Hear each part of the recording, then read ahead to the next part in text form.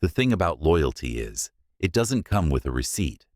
You give it freely, sometimes foolishly, and when the bill finally arrives, it's almost always in someone else's handwriting. Mine showed up on a Thursday morning at 10:14 a.m. in a windowless conference room that smelled like printer toner and almond biscotti. The lights flickered once overhead, like even the building wasn't sure what came next. My name is David Harlan. I'm 59 years old, or at least I was when this all started. For the last 3 decades, I served as senior systems architect at a mid-sized but quietly powerful firm called Catalyst Synergy Group. We handled back-end solutions for logistics clients, government contracts, some defense adjacent. The kind of work no one brags about at cocktail parties, but that keeps trains on time and inventory off black markets. I built the infrastructure from the ground up. Every server cluster, every user permissions chain, every failsafe. I knew that network better than I knew my wife's face by the end. Probably still do. Across from me sat Clara Reyes, my boss, 10 years my junior, hair like a magazine spread, nails like they could draw blood if the handshake was firm enough. She flipped through a folder that didn't need flipping. Formalities, HR boilerplate. She looked up and smiled, like this was just another Monday meeting. "We've been evaluating some changes," she said, all smooth consonants and curated empathy. "And while your performance is appreciated, we feel you're not a good cultural fit anymore." That was it. Not a warning, not a conversation. A decision, already made, packaged inside a sentence she'd probably rehearsed in front of the mirror. I didn't speak. Just let the words hang there between us. Not a good fit. After 30 years of showing up early, staying late, solving fires before they sparked, and never, not once, asking for more than what I earned. Her assistant slid a manila envelope across the table. Severance terms, a month of pay, some NDAS, a LinkedIn recommendation she'd probably copy-paste from someone else's file. I stood, smiled, reached across and shook her hand. "Of course," I said. She blinked, maybe waiting for the reaction, anger, pleading, maybe even some pathetic attempt to justify my relevance. But I'd already run this meeting through in my head. 6 times. 2 of those before she even joined the company. I packed my office that afternoon. Neat, methodical, like always.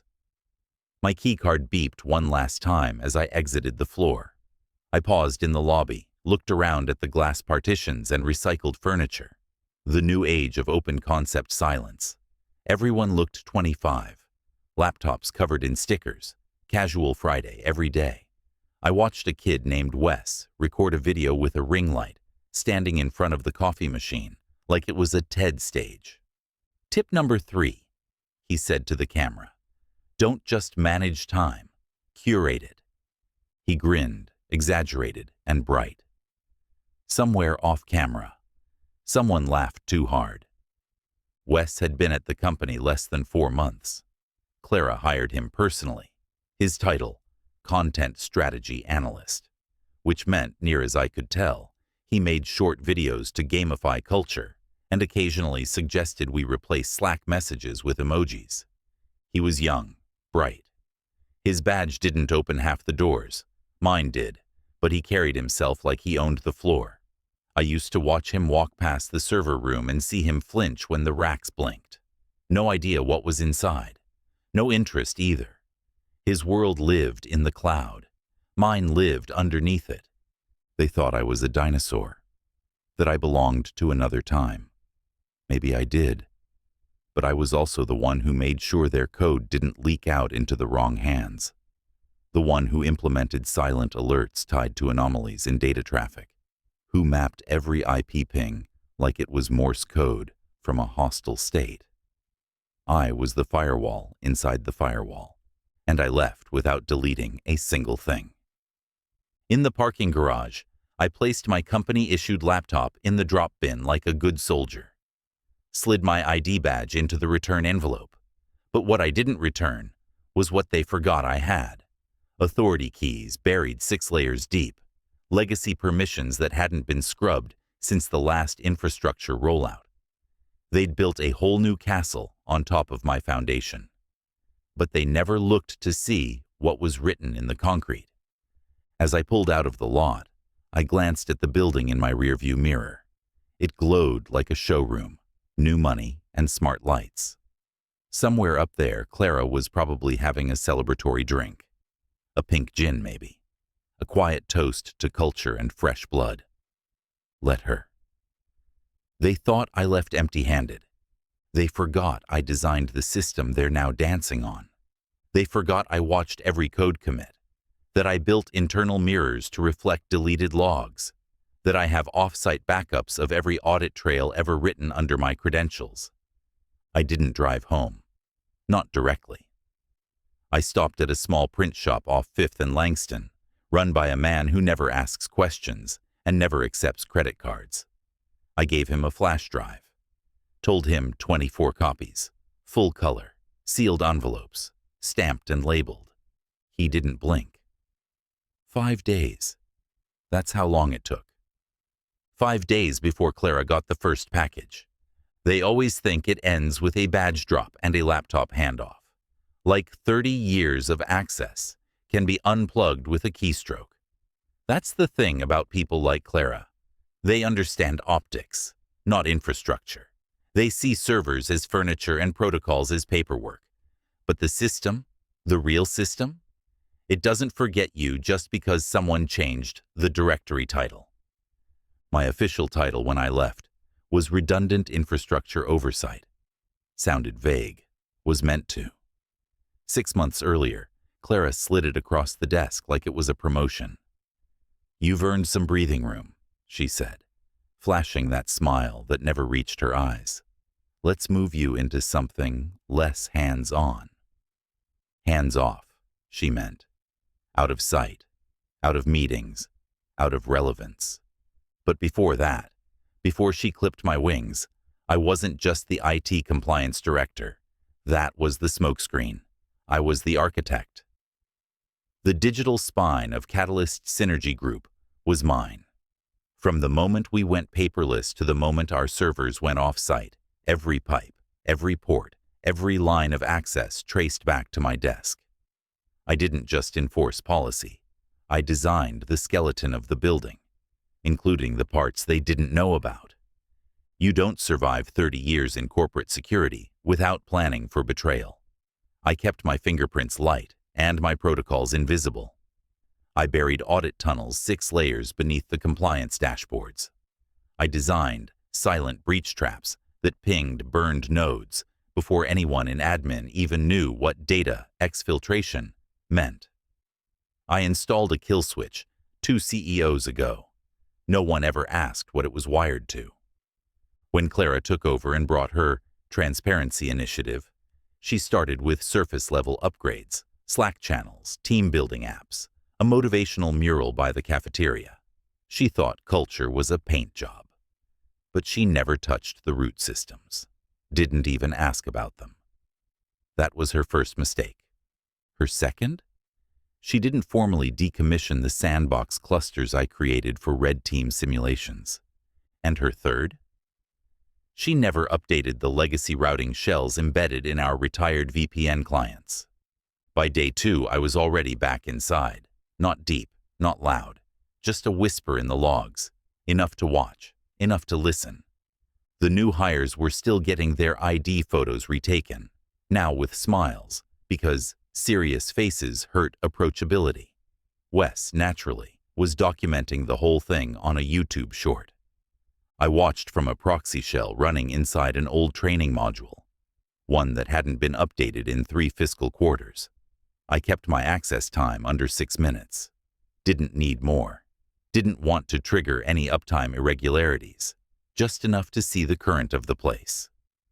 Wes was live from the server room. "Okay, team," he said, holding up a candle in one hand and his phone in the other. "Tip number 3 for leveling up your workday. Scent matters. Lavender for calm, citrus for clarity.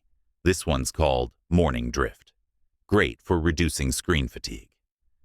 He smiled wide, then panned the camera around like he was vlogging from a beach resort. His scented candle sat on top of a reinforced blade enclosure worth $40,000.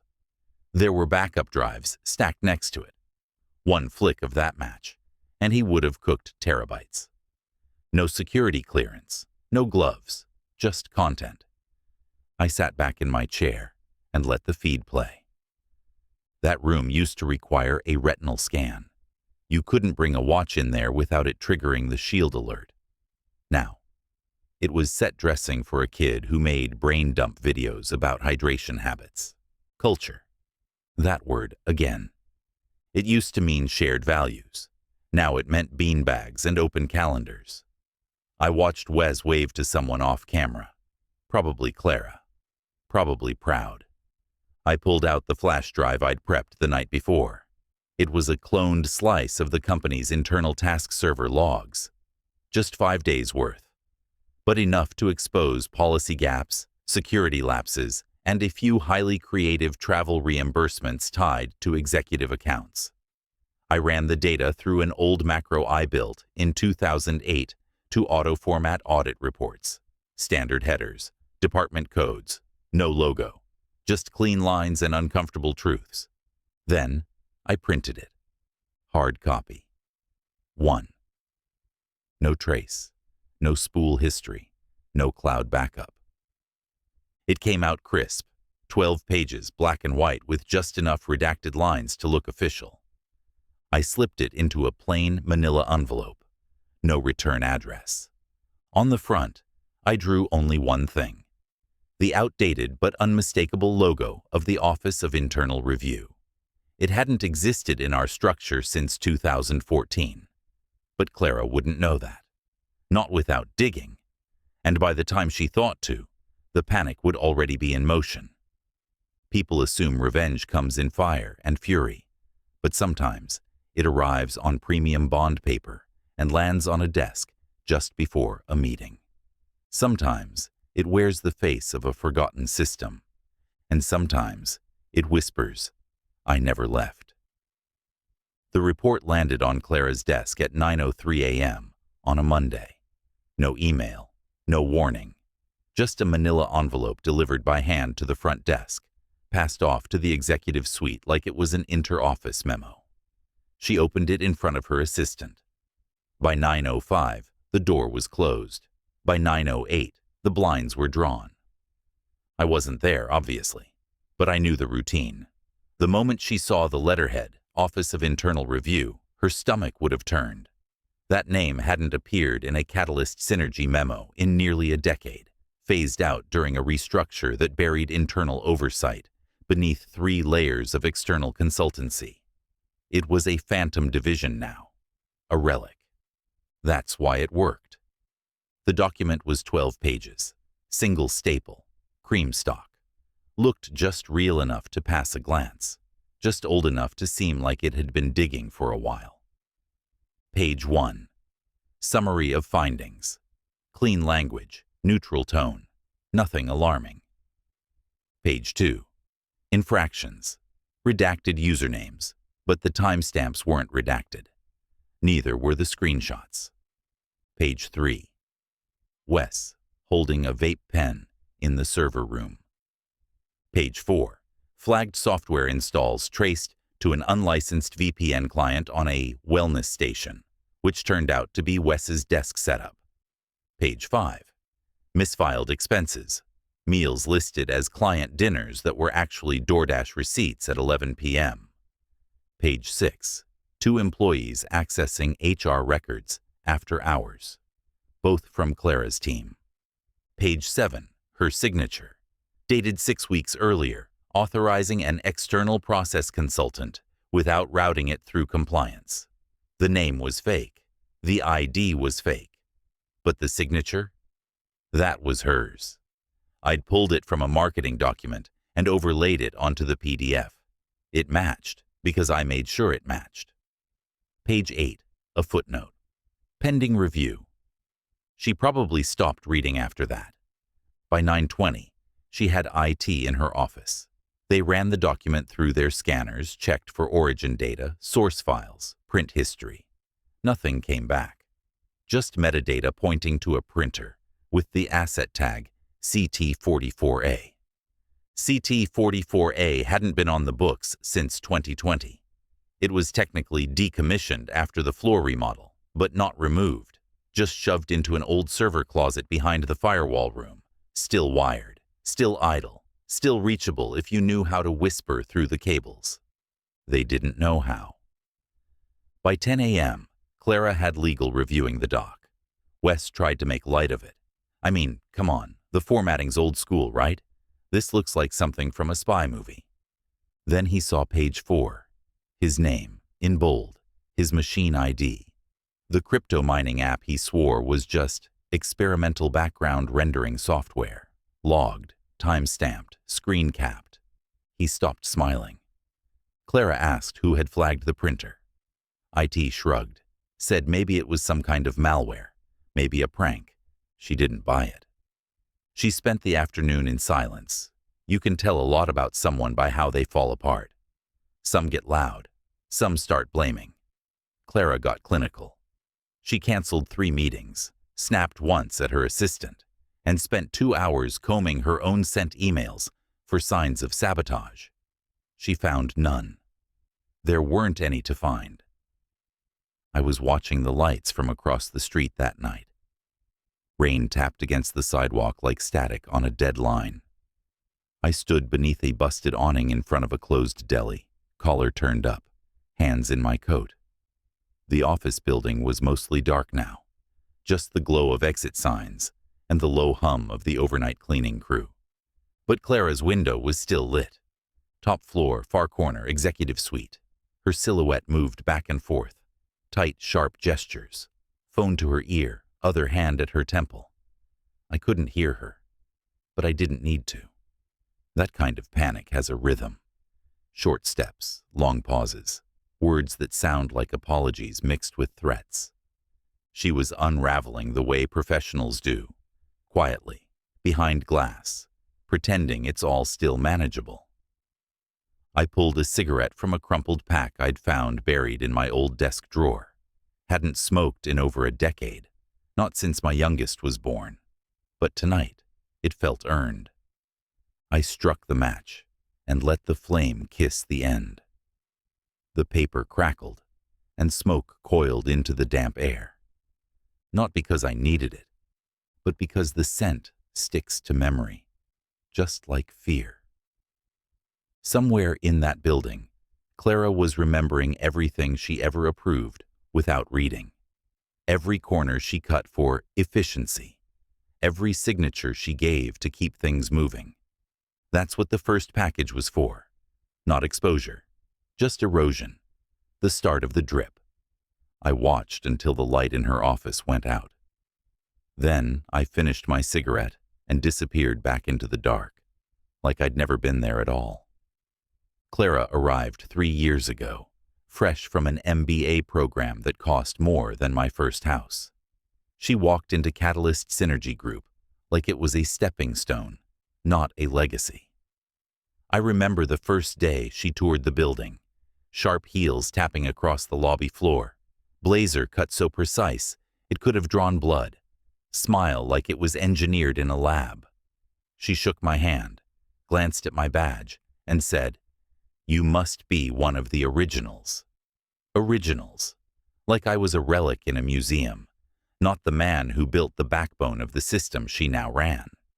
She called me old school, but never as a compliment. The way she said it, you could hear the expiration date she'd already placed on my career. "We're going to modernize things," she said during her first all-hands meeting. I watched the younger staff eat it up, nodding like bobbleheads. I'd seen this before. New leadership always wants to rearrange the furniture before they understand the foundation. Clara wasn't the first to try. I'd trained 8 CEOs. I'd outlasted 6 of them. I thought maybe I'd outlast her too. She underestimated one thing. I wasn't just an employee. I was the architect. Everything they touched, their logins, their chat systems, their admin commands, ran through the layers I built. And buried beneath those layers was something I never documented. A failsafe. I called it Project Cassandra. Project Cassandra started as a test environment for breach drills. It could simulate a hostile intrusion, track user behavior, log every keystroke, every file move, every chat, and reroute all of it into an isolated vault invisible to the main network. If I turned it on, no one would even know they were in a simulation. They'd just feel the walls tightening, the system glitching, their control slipping. It wasn't meant for revenge. It was meant for survival. Mine, if I ever needed it. The night after Clara got that first package, I went home and pulled the old Cassandra interface from a drive no one knew existed. It was dusty code, but it still hummed with power. I wired it into a dummy test server, hidden behind the company's wellness app. From there, it was only a few keystrokes to quietly funnel every internal Slack log, every admin command, every auto-login attempt into the vault. On day 3, I saw the first ripple. Clara tried to log into her Slack at 8:17 a.m. The system froze for 3 seconds and booted her out. She tried again. Another freeze. By the third attempt, it redirected her to a password reset that didn't exist. She called IT, furious. They told her everything was fine on their end. She didn't believe them. On day 4, the glitches spread. Messages she typed appeared in drafts before she hit send. Emails arrived time-stamped 5 minutes into the future. Keystrokes lagged by half a second. Nothing major, just enough to make her feel the edges fray. Wes joked that the servers are haunted, and Clara snapped at him in front of the whole floor. He stopped laughing after that. Day 5 was when I made the call. Not my voice. A synthetic one I'd built years ago as part of a test for phishing scenarios. Cold, robotic, just human enough to unsettle. I routed it through a masked line, the kind that leaves no record on carrier logs. At 2:32 p.m., Clara's phone rang. She answered on speaker, probably expecting a client. The voice said, "You're not a good cultural fit anymore." She froze. Wes was in the break room holding his phone, filming something about afternoon coffee hacks. He caught her face in the background. The shock, the flush of anger, the confusion. She hurled her phone across the room, and he instinctively kept filming, like any kid raised on viral moments. The clip ended up in their team chat within 5 minutes, muted, but unforgettable. I watched it from my vault. Her eyes darted, her hands shook, but more than that, you could see the cracks. The leader who prided herself on control suddenly looked like she was drowning in it. She didn't know where the current was coming from, only that it was pulling her under. I leaned back in my chair, the hum of my old system filling the silence of my apartment. I whispered to the empty room, to the walls that had heard every plan I ever made. She fired the man who built the walls, forgot I also designed the exits and the fire alarms. The truth was, I didn't need to burn anything down, not yet.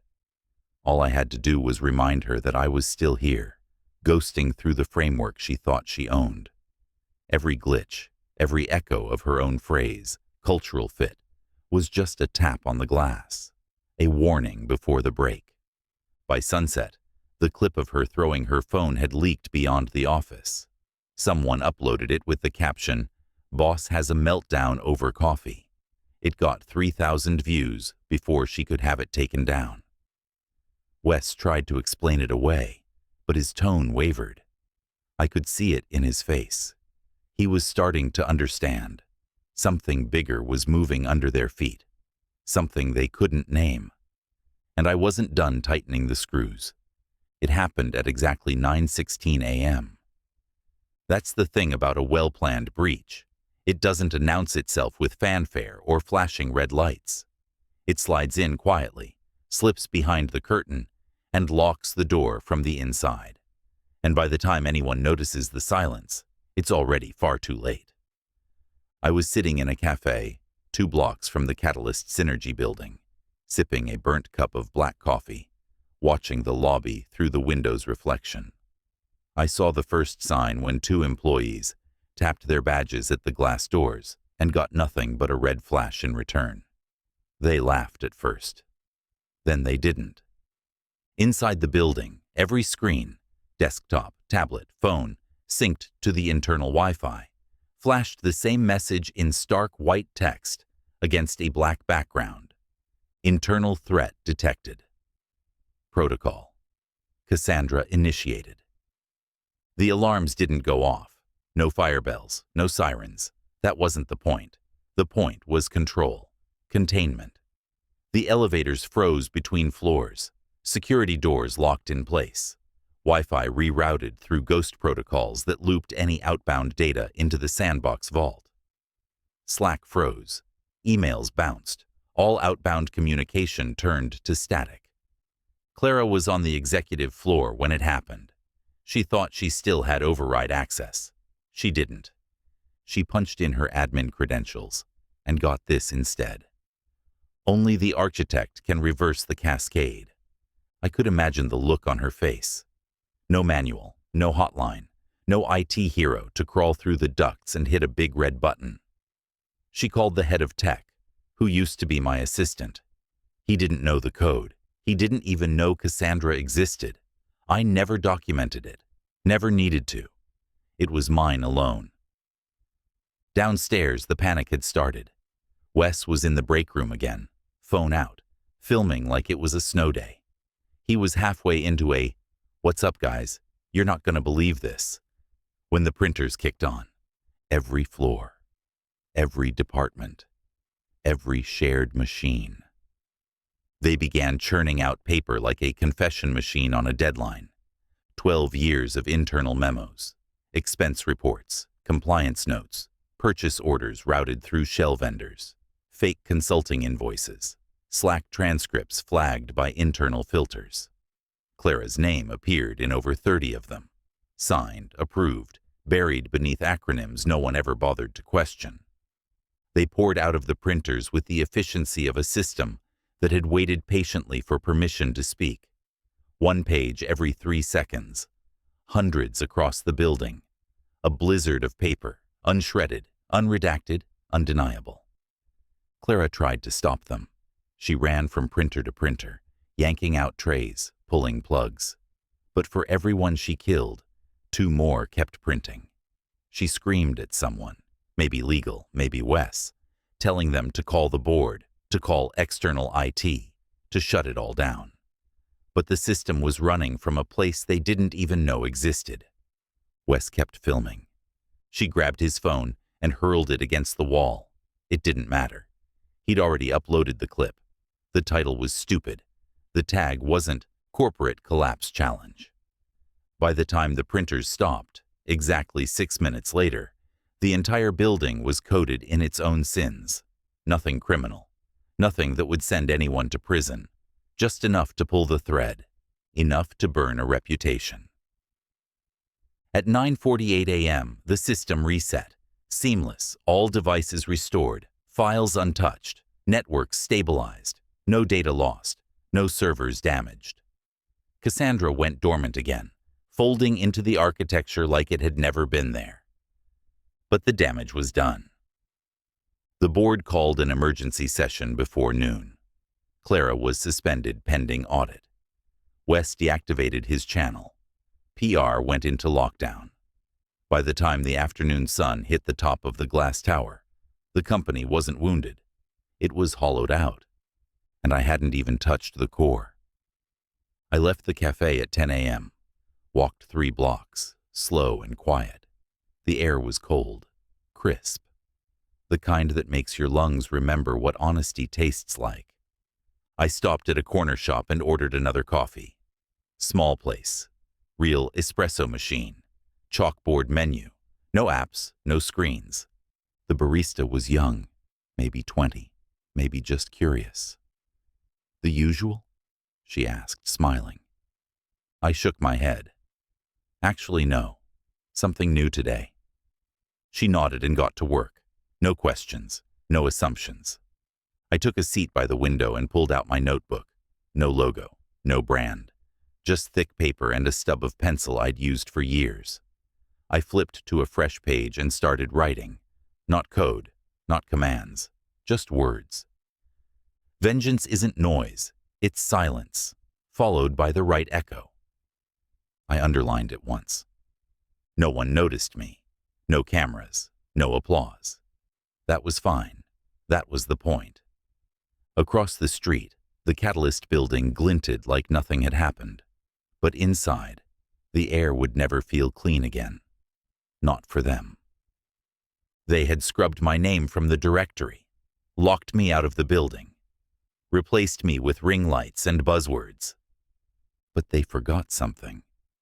The system always remembers the architect. I capped the pencil, slid the notebook into my coat, and stepped out into the wind. No fanfare, just the hum of traffic and the quiet satisfaction of being seen one last time.